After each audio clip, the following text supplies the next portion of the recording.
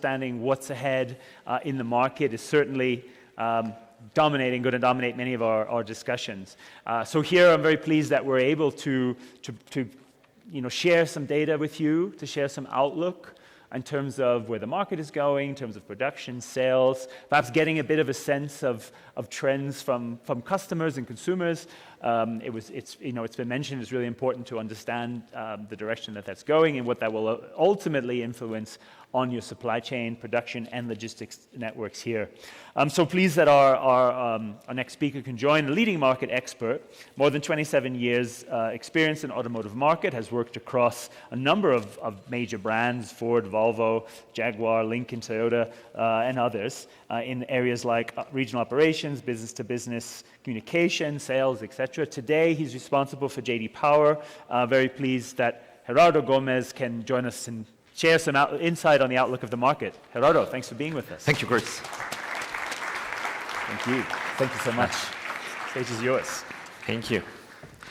Good morning, everyone. Thank you for having me today. I would like to just give you a quick overview on what is happening and how is our perspective from the J.D. Power point of view, what we are looking towards the industry global and Mexico specifically.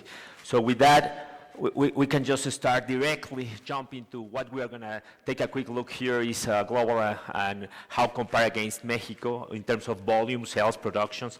Besides that, there's a lot of noise around hybrids as well as EVs. And we are going to touch bases on what we should be focusing on, right? And new brands into the market. There's also a lot of noise talking about specific Chinese brands coming to Mexico and what this could be happening in the US maybe soon, or North America on the region. And finally, how we just released one study, the Voice of Customer, towards quality perception on the mid-range ownership period, 1 to 3 years. So I'm going to show you some of the key findings that we have and how we can interact this without all the activities in the industry. But the key thing here is how this can be interacting with the logistics part, right? So with that, let's jump directly into the automotive industry. What is the perspective that we have about the global production and global sales in the world? So we are trending about 89.8 millions. Now, 2024 is now just become to the level that is flat towards the following years. We are in the past, last year, when we present this chart, in 2028, we were looking after 100 millions production and sales, roughly. Now, in this chart, we are not seeing that. So it looks like it's just slightly below that trend. So our big expectations on hitting the 100 million mark is going to 2032, so it's 2 more years towards. So if you take a look at that, the pandemic just pushed us a little bit forward. And Mexico the recovery after the pandemic is slower than in the US, what is happening, right? So besides that, the sales part is 88 million. So we are building inventory, so that's good for the consumer because now you have vehicles that you can just jump in and deliver directly to the customers, right? So that's good on an overall world point of view.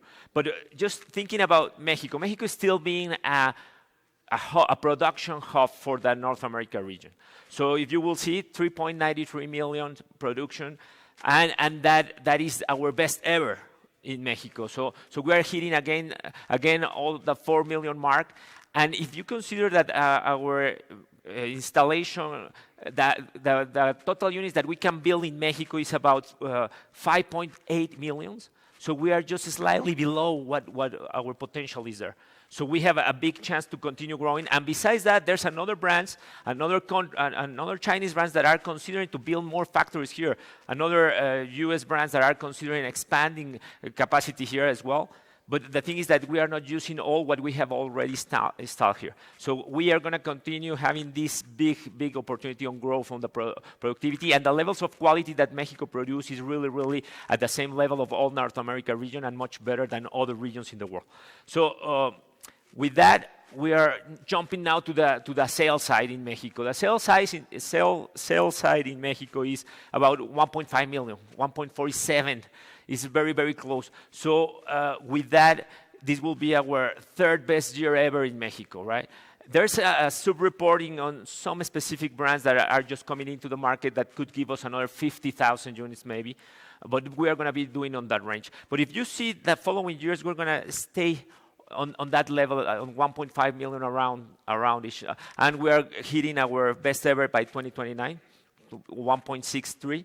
1.62, so that is close. So we are just very, very stable in terms of the transportation mobility that the Mexicans require are going to be on that level as well. So then let's take a quick look on this in these two charts. The production in China is about 30 million, and roughly the sales are 26 million, right? So with that, what you are seeing here is that now it's a overcapacity. So what in the past, all the OEMs brands go to China and try to produce for selling in China and taking advantage of the market that was growing at that moment. But what is happening in the last 5 years now? They produce more than they can consume. So the first thing here is what are the Chinese companies are gonna do with all that excess inventory that they have? Sell it everywhere. So why they are finding Mexico very attractive? Because it's just on the top 10, top 15 countries in the world. So they can just pull a lot of units there, right? But again, if you see the second line in the USA, they produce about 10.5 million and they sell about 16 million. So that's why Mexico export 80% of what they produce here to the U.S., mainly to the U.S. Even all the other is for local consumption and other things there. So it's clear that Mexico is still being a key production hub for all the region and for another options that we can take advantage of all the commercial treatments that we have with all the other countries in the world. So, but it's key that we have a very, very good position here.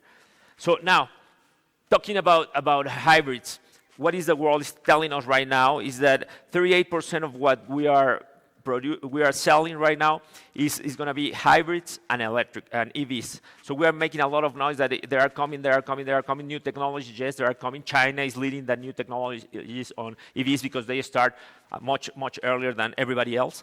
And now this is a portion that is taken. But if you see the internal combustion engines is still for 60 million, very close to 60 million units, right? So it's a lot of business down still for that part of the business. But if you go all the way through 2030, we are counting 60% are going to be hybrid and electric vehicles selling in the world. And that accounts specifically for 60% of the sales worldwide are considered in China, US, Europe, as well as Japan. And those are more advanced in terms of all the legislations that we will require in order just to receive more EVs, right? So what is another key thing here on this chart is that by 2028, then the EVs are going to be more than the hybrid vehicles. But the hybrids is a natural step for all the emerging markets just to go through before going to full electric. To become very full electric in Mexico is going to take a little while because there's a lot of infrastructure pricing and incentives that has to be attacked before the EV adoption comes as happening, for example, in Norway. Norway have an adoption of EV vehicles about 90% of all the vehicles that are sold that are in the country right now. So but they have a lot of incentives to doing that in order to that happen. Again, this is a key thing that once this happening, moving towards EVs, all the industry is going to change the service of those vehicles as well as all the technologies and the services that we can provide to that. So it's going to be like, how are you going to resell an EV vehicle? You have to do a lot of other analysis. Right now, you just go and see the car and see if it's working and the transmission and everything. Now with the EVs, you have to know about batteries, right, for example. And that's one thing that you have to certify those vehicles in a different way. What is going to happen here in Mexico specifically? If you go 2024, it's 88%, only 8%. is about hybrids and electrics. If you see that, that is really, really small. But if you go all the way through 2030, it's 18%. It's almost 1/4 of what the world is having. What is that? That could change, yes, but there's a lot of things that has to happen in the next 2 years in order to revert or accelerate this adoption of the EV vehicles. But if you see, it's going to be very, very slow. And this is a key example for the emerging markets, what is going to take for this, right? So it's key that we are not at the same pace that the US market specifically or other markets like China as well. So what is happening with the Chinese brands here in Mexico, what they are been selling? So last year they closed with about close to 10% of the market share, so with 130,000 units, right? And right now, through year to date, basically we are about 110,000 vehicles. So this is basically in the same period of time, it's about 8% higher than last year. And if we consider that there are some new brands that are not reporting, maybe we are expecting just to have another 50,000 units just for these brands that are not reported. Just in the last 4 years, there come into the market more than 30 brands of Chinese brands, right? Remember, one brand one organization just come and bring 4 or 5 brands sometimes. But if we consider that there are more than 300 Chinese brands in China that could come anywhere at any moment, so they have a big opportunity, and this big opportunity could come basically on pricing and everything. So there's a big opportunity just to increase our market in terms of volumes as well. So what is happening with that? The consumer point of view from these brands. We in J.D. Power, we have several studies that reflects the voice of customers, and with that we have the analysis of on SSI, that is Sales Satisfaction Index. This study analyzed the service that the customer received when they are buying a car, since they were going to the web page through the delivery process. So what we have is an index on a 1,000 base. So what is telling us this chart, when we make the cuts by country of origin, we find out that Chinese brands are just performing under what the Mexican consumer is expecting. So they have just to analyze what else they can do in order just to fit all the requirements from Mexico. And when we analyze the service study that we have as well the after sales study, when you take your vehicle to service at the dealership. So this chart is telling us as well in this study that we have is that the Chinese have the lower score as well on the service that they receive when they bring in to service their vehicles. So there's a big opportunity to understand what the customers need in order just to bring here. And even though the gray bar that you are looking there is showing the pricing, the price that they pay when they go to service. So you see, the price is really affordable, but guess what? It's not, even though not everything is the price. So the customer is already used to a certain level of service that the Chinese companies need to understand what it is in order just to satisfy the customer, to keep them returning to sales in the near future. So that's another big opportunity. And now, talking about the initial quality study that we have, this is the quality from the point of view of the consumer, right? It's not the same like the engineers. They say everything is working as was planned, but here from the customer, this is not working because I cannot use it. So there's another perspective that what we have here on the voice of customer on the quality side. So these are clients that receive their vehicles, and in the first 3 months, they say this is working and this is not. And they report problems per 100. So here the number, if the number is higher, that is worse for all the brands. So we make a cut based on the origin by region, Asian, European, and Americans. The Asians have 294 problems per 800 vehicles. This is close to 3 problems per vehicle. So all the clients are reporting problems all the time. So and then if you see the European brands, 314, and the American brands, 375. And guess what? When we make go deeper into the Asian brands, when we see specifically the Japanese are performing better, 261 problems per 100 vehicles. And then after the Koreans 315, and the Chinese are about 400, more than 400 problems per 100 vehicles. So it's really, really key. So these guys understand what the customers want. And this is going to happen in every country that they just jump in. So this is a big opportunity just to try to fix and align all the requirements. There's a way that if we see the Mexican consumer is very similar in some things about the U.S. consumer. So the U.S. consumer is a big market. Just if we consider that here in Mexico, for every car, for every 3 adults in the age of driving, there's 1 car. So the potential of growth is really high. In the U.S., is for every adult in the age of drive is 1 car, so everybody has a car. So it's a replacement market, but it's very dynamic. So if they want just to jump, this is a very good example that they can just start thinking and fixing everything in order to, in the near future, just jump to a larger market as well. So the same way works for Europe, that now they are just start receiving and trying just to contain somehow the inflow of Chinese brands selling into the market. But guess what? The Chinese brands are already there, and you see the production chart. They have at this moment, they have only 5 million units above what they are selling there, so they can just export everywhere. So now just jumping directly into the customer perception in terms of quality, I just want to dig in a little bit further here.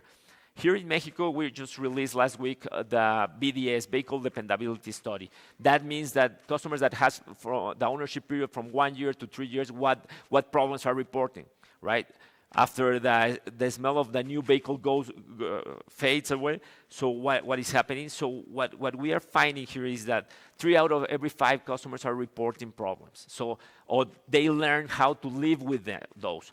But there are different kind of problems that the ones that are very, very severe, and I'm not going to consider the brand again, and the others that maybe it's a problem, but I can live with it. So with that, this is key from fixing, for example, the cup holders.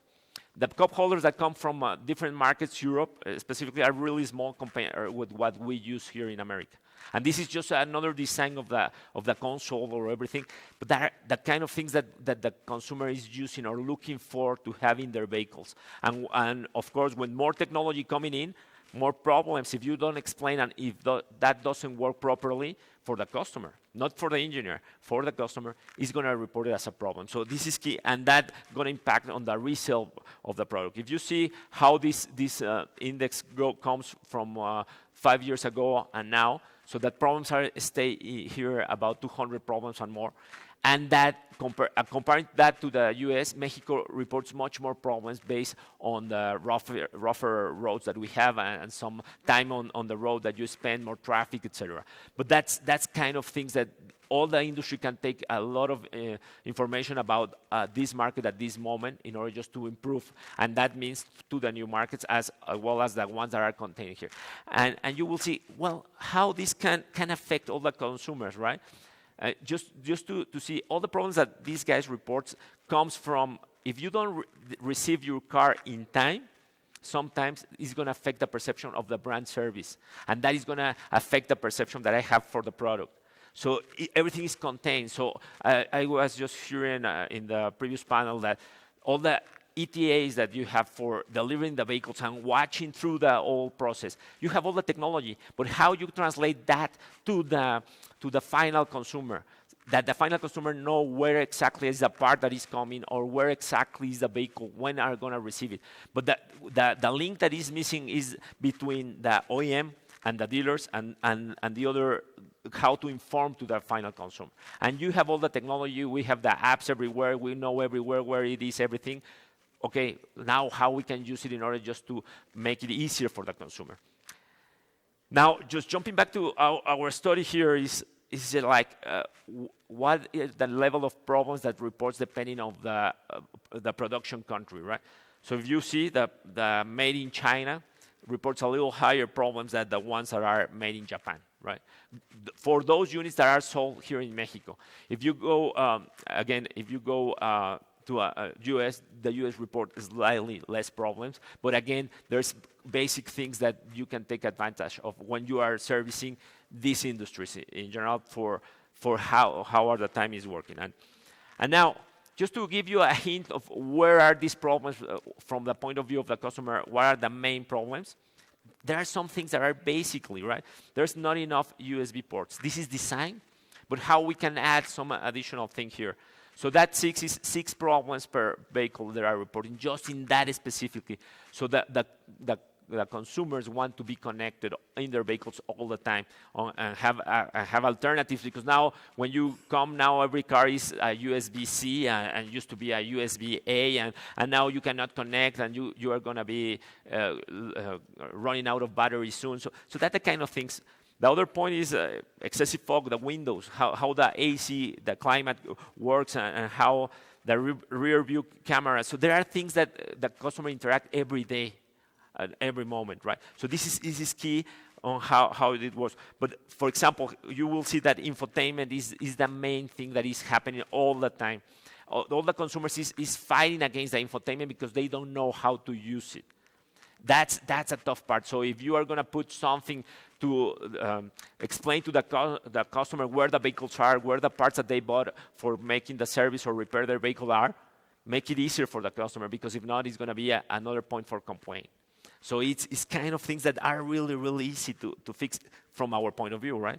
The Bluetooth connectivity is key right now. So every activity that you, or every part that you work and is related to this is going to become more relevant for the final consumer and for the OEM as well.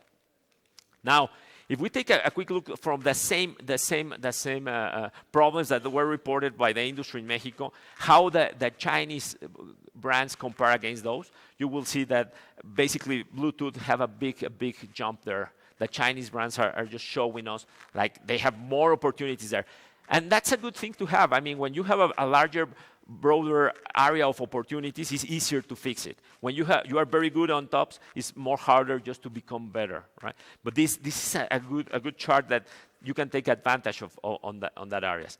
And from those products, those vehicles produced in China, how about the Mexican complaints? Just specifically, what are the top 10 for those Chinese? The chart on your left, on your right is basically all the industry in Mexico, and the chart on your left is basically your the Chinese brands, how they rank their problems. And the problems are exterior lamps, so it's failing, it's quality, it's just problems from quality production, right? But basically the others are basically the same. 3 out of the 5 are the same that we have. So the consumer is looking for basic things sometimes. Of course, if the powertrain fails, that is going to be a big severity on the problems, and it's going to take away the brand from their list in the potential future resale, right? And now, if we compare problems reported by hybrid and EV vehicles against the combustion engines, you will see that the combustion engines is reporting 215 problems, and guess what? The hybrids and EVs are 162, really, really low compared from what it is right now. So the consumer is totally different, and they are used to different things. And also, less components in general are going to trend to less problems. So when what we find is that the higher vehicles, the lock up higher in the segments, the luxury vehicles that are very well equipped report more problems. Yes, they have more things that the customer can complain on. But this is a big opportunity that the market is going to change. Is the vehicles are going to fail less. That's what we are showing now. Let's see if that will continue. And now, just another thing is, right now we have to focus on the consumer. The consumer is 64 of the Mexican consumers are already buying vehicles are from the Gen Y. Gen Y is the volume. Gen X maybe is the money, but it's very small right now. But guess what? The Gen Z is becoming. Nobody is just taking care of these guys. We are applying everything, and just think in your employees, in your associates. The new generations that you are getting into the job are having different thoughts on the way of working on the job, and the same fact happening on the sales side. So, but now the market is start growing for them. Just to let you know, 16% is higher than the Gen X here in Mexico as well, and also Gen Z is double than the Gen Y in Mexico.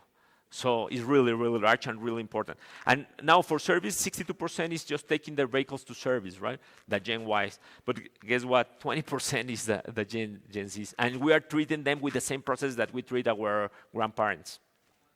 And we have to evolve internally for our services and externally for giving this. So I was just talking about if you can provide the estimated time of arrival for anything, but you have to talk to these guys. How these guys want to know when their vehicle is going to be ready for service, when I can be using, when I can be up and pick it up the vehicle there, right?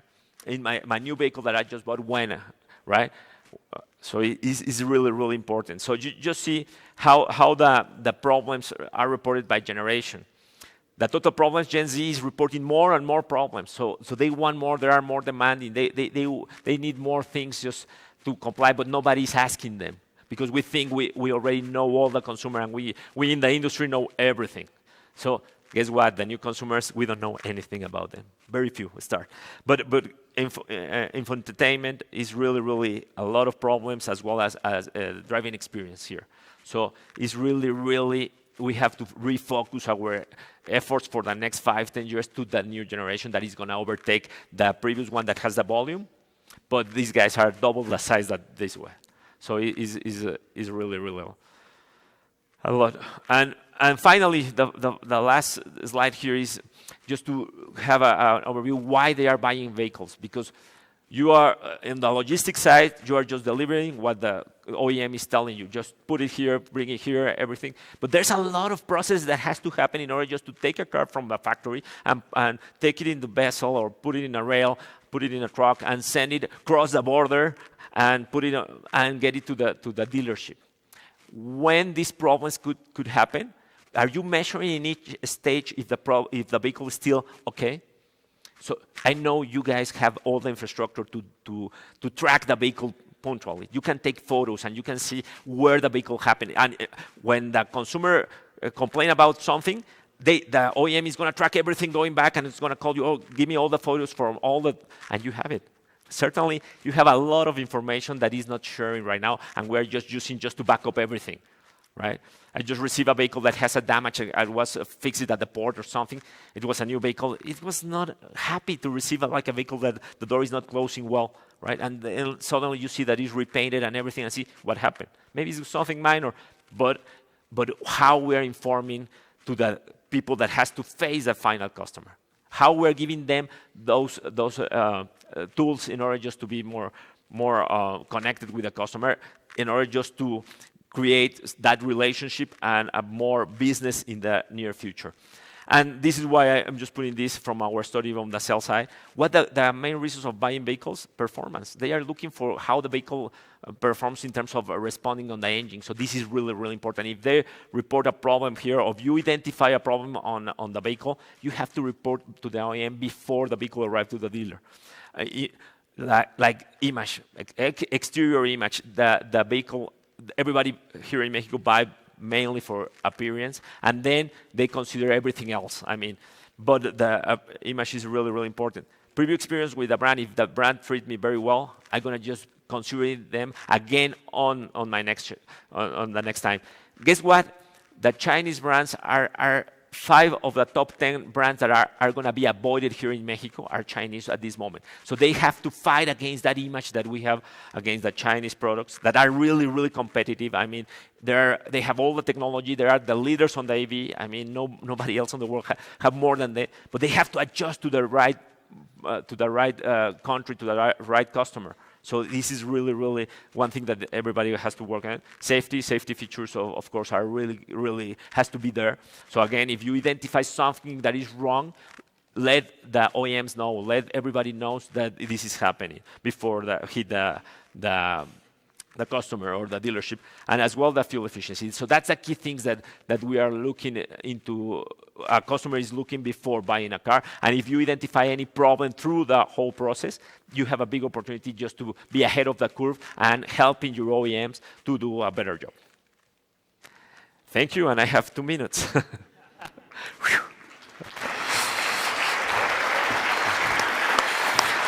Thank you so much.